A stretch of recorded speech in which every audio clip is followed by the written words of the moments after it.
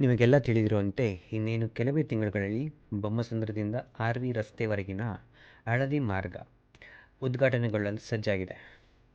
ಬೊಮ್ಮಸಂದ್ರ ಹಳದಿ ಮಾರ್ಗದ ಕೊನೆಯ ನಿಲ್ದಾಣ. BMRCLನವರು ಹೊಸೂರು ರಸ್ತೆಯ ಆಲ್ಮೋಸ್ಟ್ ಎಲ್ಲ ನಿಲ್ದಾಣಗಳಲ್ಲಿ ಪಾದಚಾರಿ ಮೇಲ್ಸೇತುವೆ ನಿರ್ಮಾಣ ಮಾಡಿದ್ದಾರೆ ಅಥವಾ ಇರುವ ಪಾದಚಾರಿ ಮಾರ್ಗಗಳಿಗೆ ನಿಲ್ದಾಣದಿಂದ ಜೋಡಣೆ ಮಾಡಿದ್ದಾರೆ.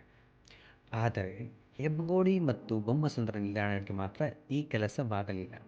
ಬೊಮ್ಮಸಂದ್ರ ಒಂದು ಕಡೆ ಹಳದಿ ಮಾರ್ಗದ ಕೊನೆಯ ನಿಲ್ದಾಣವಾದರೆ ಮತ್ತೊಂದು ಕಡೆ ಬೆಂಗಳೂರಿನ ದೊಡ್ಡ ಕೈಗಾರಿಕಾ ಪ್ರದೇಶವಿರುವ ಜಾಗಕ್ಕೆ ಹೊಂದಿಕೊಂಡಿರುವ ನಿಲ್ದಾಣ. ಆದ ಕಾರಣ ಈ ನಿಲ್ದಾಣದಲ್ಲಿ ಇಳಿಯುವ ಪ್ರಯಾಣಿಕರ ಸಂಖ್ಯೆ ಬೇರೆ ನಿಲ್ದಾಣಗಳಿಗಿಂತ ಜಾಸ್ತಿ ಇರುತ್ತೆ. ಇನ್ನು ಈಗಿನ ಪರಿಸ್ಥಿತಿಯೇ ನೋಡೋದಾದರೆ ಈ ನಿಲ್ದಾಣದಲ್ಲಿ ಇಳಿದಂಥ ಪ್ರಯಾಣಿಕರು ಒಂದು ಕಡೆ ಜಿಗಣಿಯ ಕೈಗಾರಿಕಾ ಪ್ರದೇಶ ಕಡೆಗೆ ಹೋಗುವ, ಮತ್ತೊಂದು ಕಡೆ ಬಲಕ್ಕೆ ಸಿಗುವ ಬೊಮ್ಮಸಂದ್ರ ಕೈಗಾರಿಕಾ ಪ್ರದೇಶ ಕಡೆಗೆ ಹೋಗುವ. ಕೈಗಾರಿಕೆಯಾದ ಕಾರಣ ಈಗಾಗಲೇ ಈ ಒಂದು ಜಂಕ್ಷನ್ನಲ್ಲಿ ತುಂಬ ಜನದಟ್ಟಣೆ ಇರ್ತದೆ. ಮತ್ತು ಕೆಲವರು ಇಲ್ಲಿಂದ ಚಂದಾಪುರ ಅಥವಾ ಹತ್ತಿಬೆಲೆ ಸುತ್ತಮುತ್ತಲಿನ ಹಳ್ಳಿಗಳಿಗೆ ಹೋಗುವವರು ಚಂದಾಪುರದ ಕಡೆ ಹೋಗುವ ರಸ್ತೆ ಇಲ್ಲಿನ ಜಂಕ್ಷನ್ ದಾಟಬೇಕಾಗುತ್ತೆ. ಈಗಾಗಲೇ ಜನ ಇಲ್ಲಿ ಇಷ್ಟೊಂದು ಹರಸಾಹಸ ಪಡ್ತಿದ್ದಾರೆ. ಒಂದು ವೇಳೆ ಮೆಟ್ರೋ ಉದ್ಘಾಟನೆ ಆದರೆ ಟ್ರಾಫಿಕ್ ಜೊತೆಗೆ ಅಪಘಾತಗಳು ಹೆಚ್ಚಾಗುವುದರಲ್ಲಿ ಯಾವುದೇ ಸಂಶಯ ಇಲ್ಲ.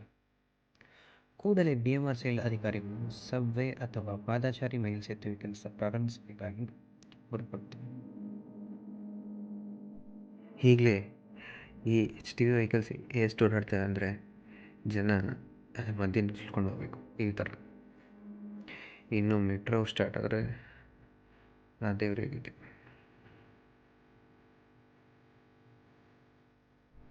ಇನ್ನು ಇದು ಬೊಮ್ಮಸಂದ್ರದ ಕಥೆ ಆದರೆ ಹೆಬ್ಬಗೋಡಿ ನಗರಸಭೆ ಈ ಹೆದ್ದಾರಿಯಿಂದ 2 ನಗರಗಳಾಗಿ ವಿಂಗಡಣೆಯಾಗಿದೆ.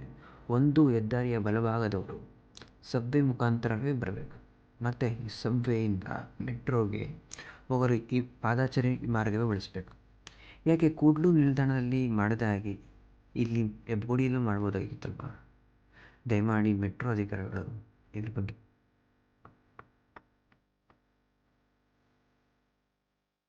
ಗಮನ ಹರಿಸಬೇಕಾಗಿ ವಿನಂತಿ.